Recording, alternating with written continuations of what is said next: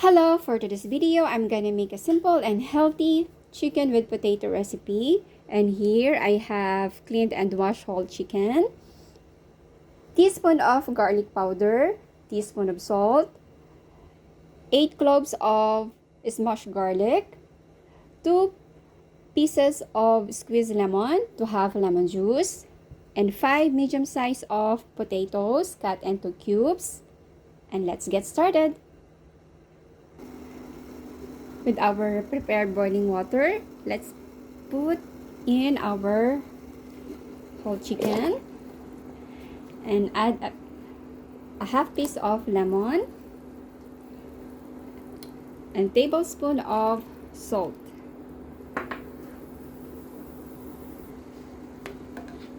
Remove the foam.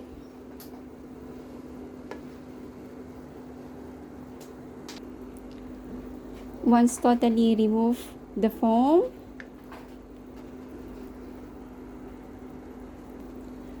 let's cover the pressure pot and wait until the whole chicken become tender.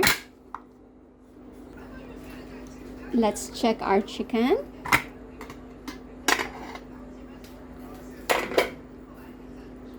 Now it's tender. Now let's remove it from the pot.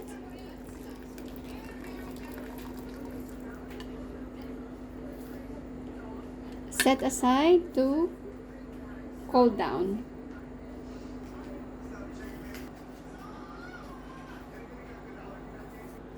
Once it's cooled down, let's shred our chicken. But first, remove the skin. And in this recipe, I'm gonna use only the chest part of the chicken.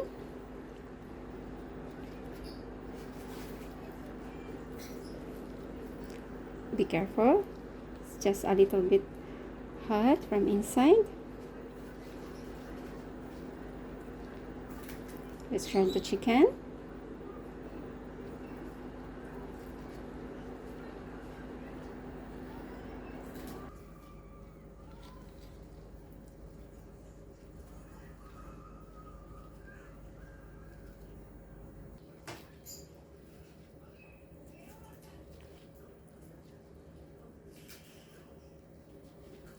Not too thin and not too thick, just a medium shred.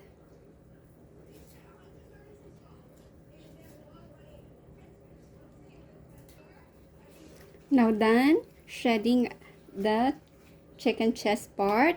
Keep the wings and the thigh for another recipe later on.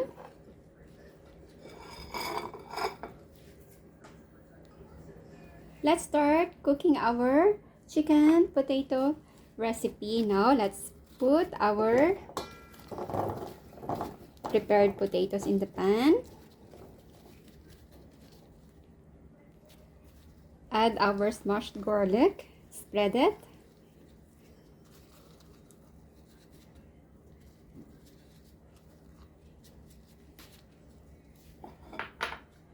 Add our shredded chicken.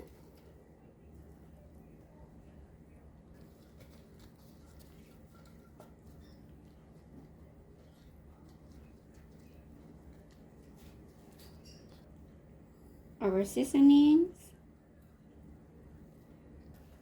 Put in our cooking machine.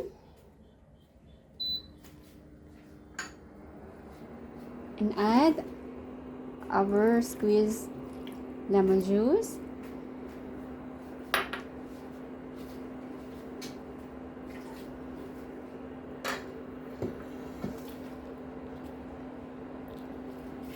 And add our chicken soup from our boiled chicken before.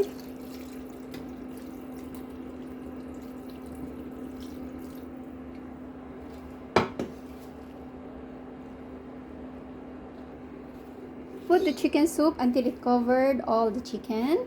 And now let's cover and boil. Now let's check.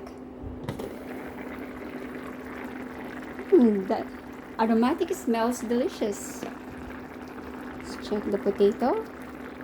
because it's already soft. It's done. I'll turn it off. It's done, and let's transfer it to our serving plate.